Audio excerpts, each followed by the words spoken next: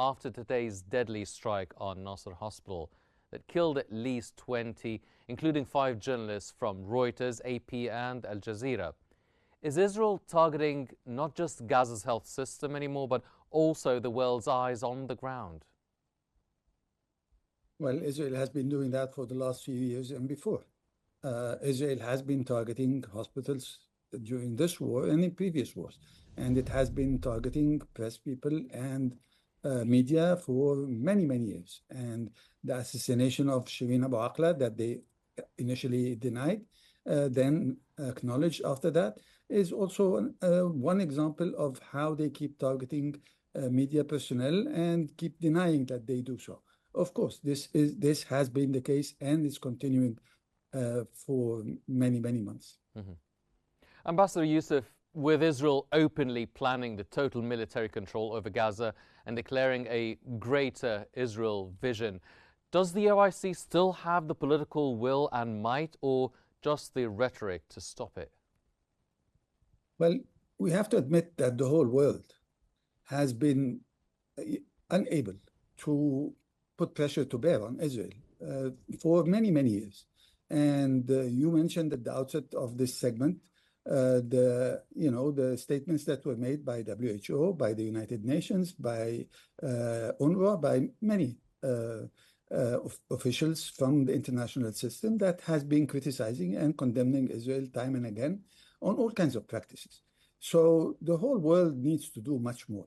The difficulty facing the international community is that the United States has been supporting Israel regardless of what happens and what transpires, whether this is taking place in Gaza, the West Bank, Lebanon, Syria, you name it. So yes, the Islamic world should have done more, the Arab world should have done more, and they haven't, but this applies to the whole world.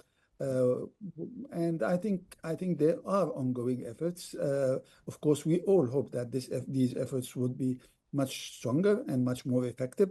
But all this effort, I think, is culminating into a momentum that hopefully would have results in the near future. Otherwise, this massacre in Gaza will continue day in and day out. Mm-hmm. Well, Your Excellency, why now? What's the significance of this timing? And why Jeddah? And why only after Israel approved seizing Gaza City? Is this summit a response to aggression or a reaction to shifting regional red lines? Well, why now? This is not the first meeting that they have at the OIC, and many meetings preceded that, including summits that took place between countries in the Arab world and in the Organization of Islamic Cooperation. And the delegation was formed consisting of a number of ministers that have been touring the whole world time and again to try to influence the major powers to change their position, to help put pressure on Israel. But of course, we have to admit that they have not been as successful as we would have hoped. And this effort is continuing. Why Jeddah? Because Jeddah is the headquarters of the Organization of Islamic Cooperation. So there is a lot of effort. And I think this meeting is important and timely because there is a meeting of the United Nations General Assembly in a very few weeks' time. And for the first time, the Organization of Islamic Cooperation, consisting of all the Islamic countries, including all the Arab countries, have indicated that the Israeli practices can be considered as genocide. And they also refer to the importance of the case that was initiated by South Africa in the International Court of Justice in relation to violations pertaining to the Genocide Treaty, and so on. So the pressure is mounting. And as you well know, there was a meeting that was co-chaired by France and Saudi Arabia in July in New York, and this will continue on the margins of the General Assembly in September. So all this effort is creating a momentum. And add to that, the number of countries that have indicated that they're going to recognize Palestine. This is a growing momentum that is welcome. Sadly, this is not enough because it doesn't change the situation on the ground in a manner that can save more and more Palestinian lives. But this meeting addressed all kinds of issues, whether it was in relation to the Greater Israel that you mentioned, whether it's relation to settler activities, settlements. All these practices have been mentioned, and I hope that this would be the beginning of additional effort and additional pressure to be exerted in the United Nations in order for things to change. The major difficulty that is being faced by the whole world is that the United States continue to keep supporting Israel regardless of what they do. So even when President Trump said, no, there are people who are starving in Gaza, this did not mean that he was willing also to criticize Israel or to take any steps, but just saying this as an occurrence that is taking place without necessarily acting on it. So we hope that as a result of all this momentum, that the pressure by the whole international community, all those who have been speaking lately, would result in a change in the U.S. position and would result in pressure on Israel that would yield the results that we have been waiting for many, many months and sadly haven't been arrived at, unfortunately. So when and how will these sort of efforts and momentum be translated into concrete steps and change on the ground? I mean, as you've mentioned, this is not the first OIC meeting. This meeting has resulted in a draft resolution that's condemning genocide and demands action.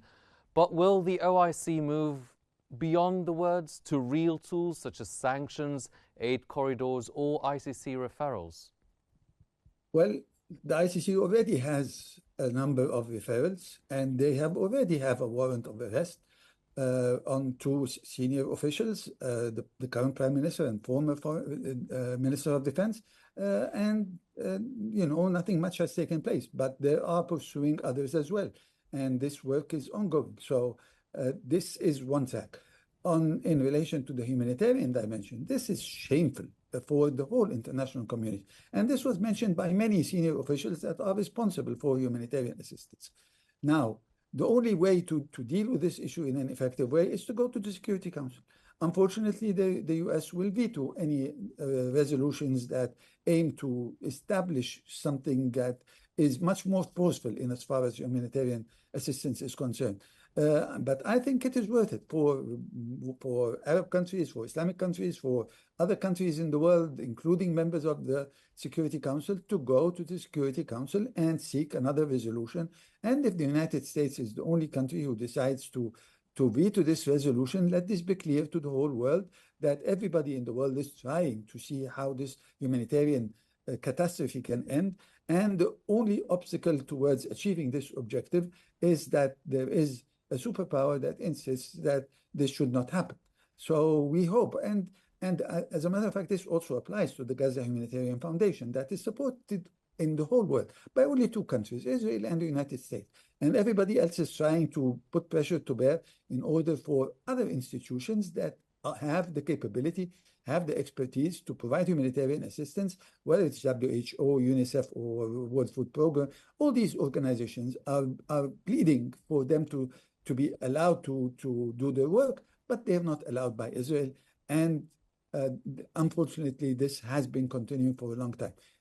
I hope that this time, when they go to the General Assembly, leaders would be focusing on some of these issues in a manner that would yield results rather than, as you mentioned, empty words without reflection on the ground. Mm-hmm. Mr. Ambassador, Turkey chairs the meeting. Iran and Saudi Arabia signal unity, and Egypt is pushing for a ceasefire. Can this alignment break the deadlock, or are divisions still too deep? I don't think I agree with you in relation to the level of divisions. There aren't any divisions amongst all the countries in the world in relation to the vast majority of these issues. Nobody differs on having to end the war on Gaza. Nobody differs on ending starvation or ending the attacks on hospitals or allowing press people from the international community to go into Gaza. And everybody has been pleading for this time and again, but it hasn't been implemented. So I don't think that there is a big gap between Arab countries or between Islamic countries in relation to the big picture as to what needs to be done. As a matter of fact, there is general consensus all over the world regarding many of the issues that I mentioned and more, including what's happening in the West Bank, including settler violence, including settlement activities. Many countries in the world condemned the plan that Israel has announced regarding E1, and that would yield a result that would make it very difficult, if not impossible, to establish the two-state solution. So no, the world is united, but what you're saying is also correct. There isn't enough political will to translate these positions, and this sentiment into action that would result in pressure that would force Israel to abide by international law and to do what is right regarding innocent people who are dying in Palestine. Yes, definitely so. Well, what's happening in Gaza definitely unites everybody and would help all countries overcome differences and divisions amongst themselves for one greater cause. Now, Pakistan demands full Israeli withdrawal. Qatar and Egypt mediate. Some Gulf states stay quiet. So is there still a unified Islamic position on Palestine? Well, yes, there is. And as a matter of fact, it is not only Arab and Islamic.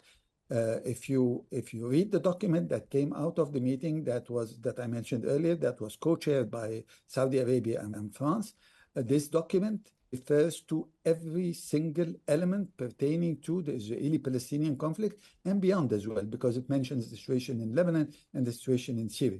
And this is a document that was accepted and agreed by a vast array of countries, including all the Arab countries, including all the Islamic countries, and many European, Asian, and Latin American countries. So, no, the question is not that some countries are silent, therefore they are divided. No, there is a huge consensus that is being built around what needs to be done. And we hope that the outcome of the meeting that took place in July would be picked up by leaders in the General Assembly in September, and that this would result in additional pressure that would hopefully achieve the objectives that we want in relation to ending the war, reaching a ceasefire, allowing humanitarian assistance in, and putting those who committed crimes and making them accountable in front of the international community. Yes. Your Excellency, Israel claims it is clearing Hamas from Gaza City tunnels, yet civilians, journalists and medics are being buried. And with famine weaponized and hospitals bombed, can the OIC enforce humanitarian access, or will its resolutions vanish like previous ones, or do we still have to wait for the UN General Assembly in September? How can you impose that? You know, in order to allow humanitarian assistance in, they have been attacking, all kinds of humanitarian efforts, including killing people that dealt with the humanitarian, efforts on the ground. Israel has not kept any international provision except they violated them. So you can't impose sending humanitarian assistance because they can destroy it. They can attack those who are sending these humanitarian assistance. So it has to be done in a manner that is protected and in a manner that confers with rules of the international system and international law.